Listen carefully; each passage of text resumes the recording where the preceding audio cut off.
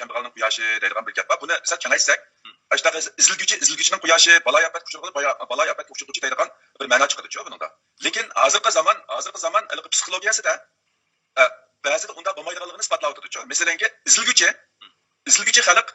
izilguchi xalqning dardini tonish emas, balki izilguchi xalq boshqalar fursat kelgan vaqtida boshqalarni izish orqali o'ziniki ro'yi tangqonligini erishganligi bu insonlarda mavjud bo'lgan bir hodisaning ekanligini isbotladi hozirgi zamon psixologiyasida. Endi bu gap kelsak, mayli biz bo'layli, mayli boshqa millat bo'lsin, uzun zaman izilgan vaqtida, odam izilgan vaqtida boshqalarning izilganligini ko'rish orqali o'zining ko'nglini rahat topqizgan ish bor-ku.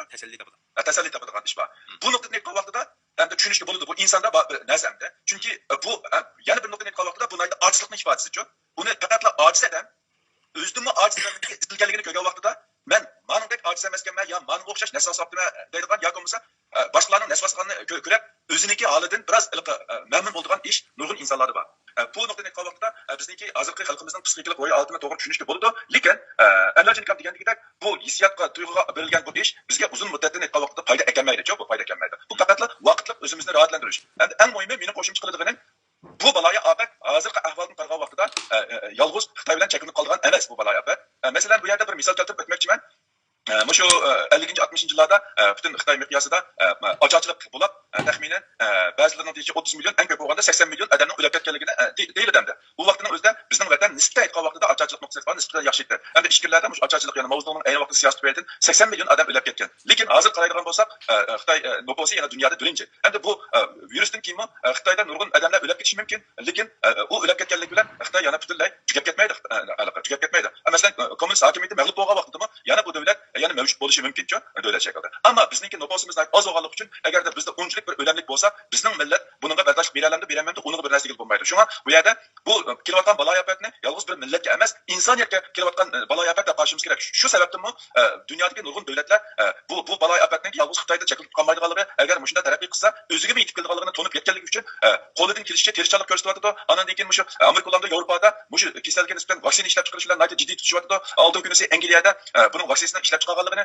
uningki hayvonda sinab bosqichga kirganligini e'lon qildi. Amerikada bu jihatda jiddiy tutish qilyapti, tadqiqot e'lon beryapti, davolash uchun to'g'ri izlayapti. Buning sababi yolg'iz shu xalqqa yordam qilish emas, balki bu taraqqiy qilsa o'zimizga bir tahdid bo'ladi. Ya'ni butun yer shariga, insoniyatga tahdid bo'ladi deb to'nib ketganligi uchun bu kasalga o'rtaq taqobil turish nimasiga yo'l o'tdi. Unda vaqtda bizmi bularning bizniki mutlaq ko'p sonli xalqimiz shu zaminda shu yerda yashayotgan bir ahvol ostida biz o'zimizni uni ayrim bir dunyoda yashayotganda ko'rib, baloyi ofat bizga tegmaydi deb qarash, menimcha bu nadonlikcha, bu nadonlik. Bu baloyi ofat bizga cho'qim kelishi mumkin, shuna taraqqiy qilib ketsa, taraqqiy qilaversa, anaqi vaqtida kontrol bo'lmasa, buning davosi tepilmasa, biz texmi cho'ng ziyon tortib ketishimiz mumkin. Chunki mayli turmush o'yinlari, yemak-ichmaklar sababdan bo'lsin yoki davolash sababidan bo'lsin, mushu sharoit bizga kelmaydi, avval bizga kelmay, boshqalar ketib, mayli ta'minot bo'lsinmi, bizdan ketib qoladi ta'minot, davolash o'qasimi bizga eng oxirgi kelishi mumkin. Shunga bu baloyi ofatning ziyni vaqt kelgan vaqtida bizga texmi cho'ng bo'ladi. Mayli yemak-ichmak, turmush o'yinlari yetishmaslik sababidan, ya'ni Xitoydagi 1 milliard 200 million odam oldin ta'minot qilishi mumkin.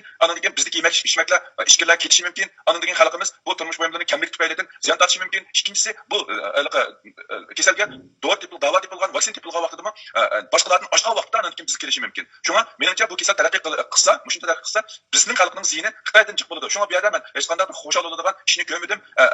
Ulardan masalan 5-10 million, 20 million odam o'lgan taqdirda yana 90% hayot qolib qoladi, lekin bizda 5-10 million odam o'lsa, biz vayron bo'ldik degan gapcha bu yerda. Shunga mening tavsiyalarim oldin deb o'tganga o'xshash xalqning ishlari bilan qolmay, o'zimizniki holi bilan bo'lsak, o'zimizniki mush dardini texmi anlatib, qanday qilib xalqimizning mavjudligini saqlab qolamiz. Ya'ni shu lager baloyi ofatidan boshqa yana virus baloyi ofatidan qanday qilib saqlab qolamiz degan narsada diqqatimizni ko'proq sarf qilsak, bu masalani o'zimiz yashayotgan davlatlarga anglatsak, xalqaroniki bizga bo'lgan diqqatini qo'zg'atsak, andan keyin biz oz to'la qo'limizdan kelgan bir ishni qilgan bo'lamiz deb qaraymiz. Menimcha duoni yana xalqimiz uchun qilaylik deb umid qilaman biz xalqimizdan.